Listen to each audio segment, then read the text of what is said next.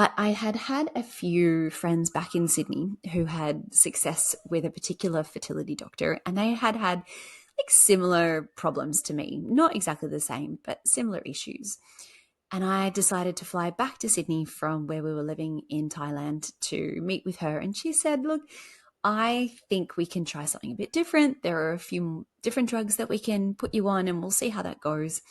I also found a wonderful fertility naturopath that I decided to work with, and she changed a lot of things in my diet and my lifestyle and introduced a whole different bunch of supplements that I think made a really big change as well. And so we prepped for about 3 months for a second cycle, flew back to Sydney to do all of the stimulation drugs, all the injections and the egg collection. And again, it didn't really go that well. Things were looking a bit better. We looked like follicles were growing, but we only collected 3 eggs from that cycle, and only one of them was mature and only one of them fertilized. And for anyone who's been through IVF will know it is such a numbers game that, you want the most amount of eggs. You want the most amount to be mature so that the most amount can fertilize. And when you're left with one, you pretty much assume that's a done deal and that it's not going to work.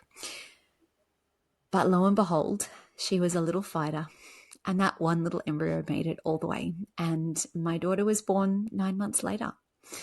So that was my first journey of trying to conceive. And it still blows my mind that I was told basically that I would never have children, and we ended up with this one little embryo that did make it all the way. But we wanted to have 2 kids.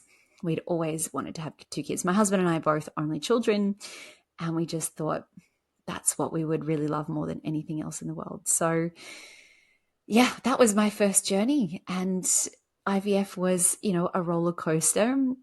But it worked in the end.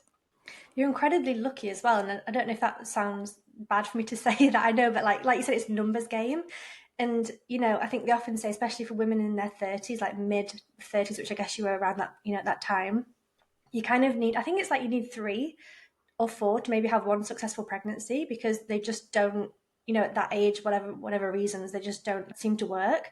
So to have one egg that fertilized and then became a child is so incredibly lucky. That's amazing. It is. And it's so funny, she has the personality of she will do whatever she wants, kicking and screaming. She will get her way. So I feel like that's what she was like from the moment she became an embryo.